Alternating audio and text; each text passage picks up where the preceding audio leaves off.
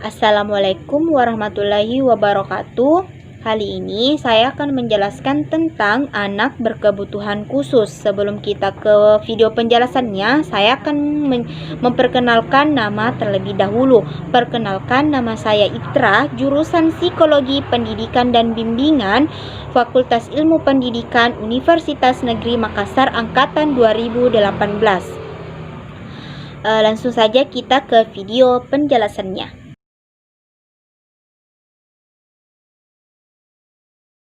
Anak berkebutuhan khusus merupakan kondisi di mana anak memiliki perbedaan dengan kondisi anak pada umumnya, baik dari faktor fisik, kognitif, maupun psikologisnya, dan memerlukan penanganan semestinya sesuai dengan kebutuhan anak tersebut.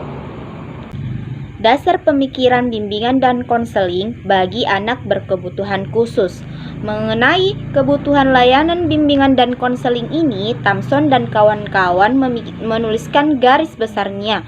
Yang pertama, anak harus mengenal dirinya sendiri. Yang kedua, menemukan kebutuhan anak berkebutuhan khusus yang spesifik sesuai dengan kelainannya. Dan yang ketiga, menemukan konsep diri. Yang keempat, memfasilitasi penyesuaian diri terhadap kelainan. Yang kelima, berkoordinasi dengan ahli lain. Yang keenam, melakukan konseling terhadap keluarga ABK. Yang ketujuh, membantu perkembangan anak berkebutuhan khusus agar berkembang efektif. Yang kedelapan, membuka peluang kegiatan rekreasi dengan mengembangkan hobi. Dan yang terakhir, mengembangkan keterampilan personal dan sosial. Bimbingan dan konseling bagi anak berkebutuhan khusus. Yang pertama itu bimbingan bagi anak berkebutuhan khusus. Bimbingan bagi anak berkebutuhan khusus ini diberikan agar anak berkebutuhan khusus tersebut lebih mengenal dirinya sendiri, menerima keadaan dirinya, mengenali kelemahan kekurangannya, dan dapat mengarahkan dirinya sesuai dengan kemampuannya. Dan yang kedua, konseling bagi anak berkebutuhan khusus. Bagi anak berkebutuhan khusus adalah upaya bantuan yang diberikan oleh konselor kepada konseli agar konseli tersebut dapat menyelesaikan masalah yang sedang dihadapinya dan mampu menyesuaikan diri dengan lingkungannya yang berbeda dengan dirinya, dan mereka mampu untuk mengembangkan potensi yang dimilikinya sesuai dengan kemampuan yang dimiliki anak berkebutuhan khusus tersebut. Layanan bimbingan bagi anak berkebutuhan khusus. Yang pertama, layanan orientasi. Yang kedua, layanan informasi. Yang ketiga, layanan penempatan dan penyaluran. Yang keempat, layanan bimbingan belajar. Yang kelima, layanan bimbingan karir. Yang keenam, layanan konseling perorangan. Dan yang ketujuh, layanan mediasi. Jenis-jenis bagi anak berkebutuhan khusus. Yang pertama, anak dengan gangguan penglihatan atau tunanetra. Yang kedua, anak dengan gangguan pendengaran atau tunarungu. Yang ketiga, anak retardasi mental atau tunagrahita. Yang keempat, anak kelainan fisik atau tunadaksa. Yang kelima, anak unggul dan berbakat istimewa. Yang keenam, anak dengan hambatan berbicara dan berbahasa. Yang ketujuh, anak kesulitan belajar. Yang kedelapan, anak dengan gangguan spektrum atau autis. Permasalahan bagi anak berkebutuhan khusus. Yang pertama, tunagrahita. Permasalahannya itu yang dialami seperti mempunyai perilaku yang tidak dapat mengatur diri sendiri, memiliki permasalahan dan berkaitan dengan perilaku sosial, bermasalah berkaitan dengan karakteristik belajar, bermasalah dalam bahasa dan pengucapan, bermasalah dalam kesehatan fisik, kurang mampu berkomunikasi, dan memiliki kelainan dari sensori gerak. Yang kedua, kesulitan belajar atau learning disabilitas atau anak yang berprestasi rendah spesifik learning disabilitas.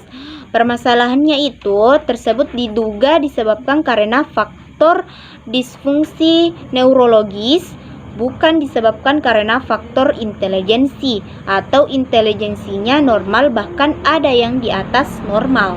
Yang ketiga, hiperaktif. Permasalahannya ia selalu mudah bingung atau kacau pikirannya, tidak suka memperhatikan perintah dan penjelasan gurunya, dan selalu tidak berhasil melakukan tugas-tugas pekerjaan sekolah, sangat sedikit kemampuan mengerjakan huruf, tidak mampu untuk meniru huruf-huruf lainnya.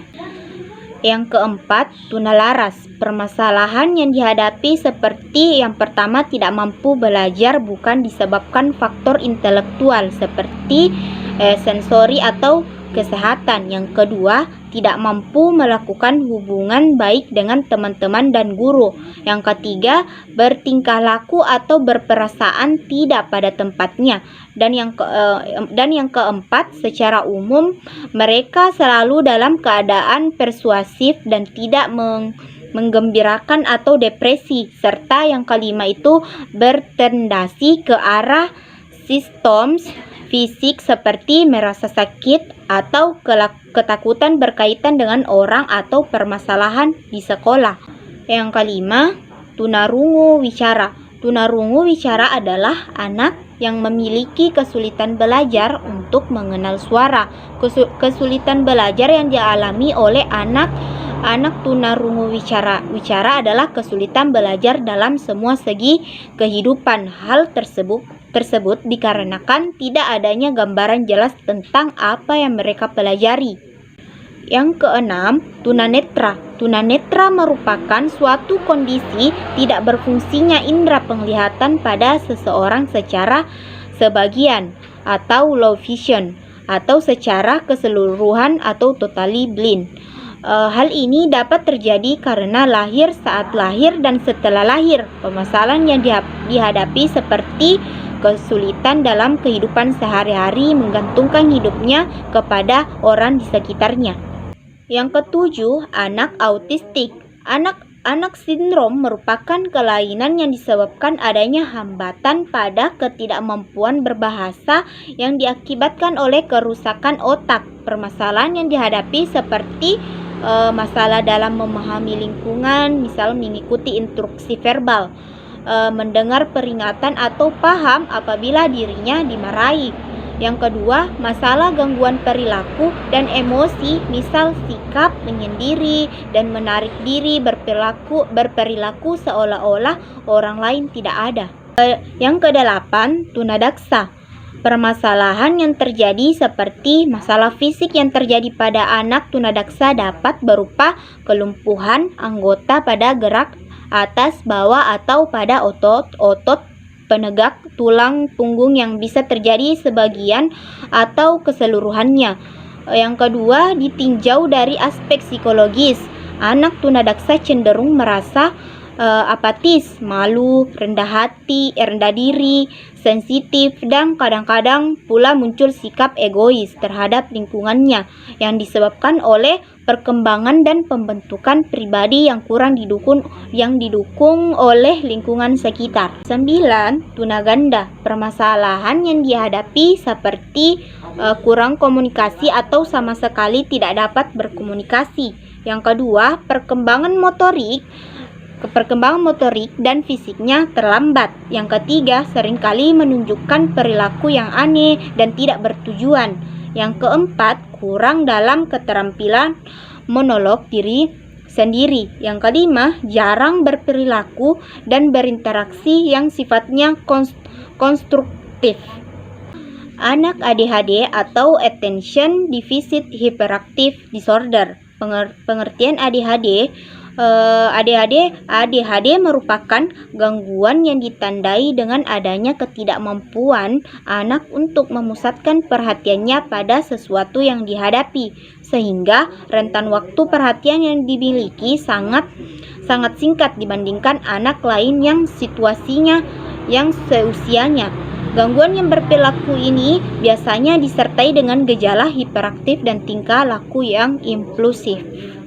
Ciri-ciri ADHD yang pertama itu tidak fokus, yang kedua sulit untuk dikendalikan, yang ketiga impulsif, yang keempat menantang, yang kelima destruktif, yang keenam tidak kenal lelah, dan yang kedelapan tidak sabar dan usil.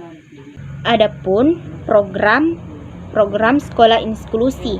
Adapun pengertiannya, sekolah inklusi adalah sistem layanan pendidikan yang mengikut sertakan ABK untuk belajar bersama dengan peserta didik lainnya yang sebaya di sekolah reguler yang terdeteksi dengan tempat tinggalnya, atau suatu sekolah yang menampung semua peserta didik di kelas yang sama dengan menyediakan program pendidikan yang layak, menantang maupun bantuan di dukungan yang dapat diberikan oleh guru agar mereka berhasil, tetapi disesuaikan dengan kemampuan dan kebutuhan setiap peserta didiknya.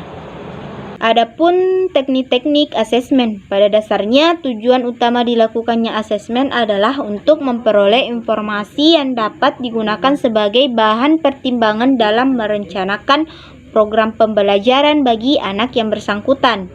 Kegiatan asesmen yang dilakukan setelah ditemukan bahwa seseorang itu ABK atau setelah kegiatan deteksi, maka asesmen diperlukan untuk satu, menyaring kemampuan ABK, yang kedua keperluan penempatan dan penentuan program pendidikan ABK, yang ketiga menentukan arah dan tujuan pendidikan serta kebutuhan ABK, dan yang keempat menentukan strategi lingkungan belajar dan evaluasi pengajaran. Adapun model dan teknik bimbingan dan konseling anak berkebutuhan khusus. Yang pertama, pendekatan individual dan kelompok. Yang kedua, pendekatan behavior, dan yang ketiga, pendekatan reality.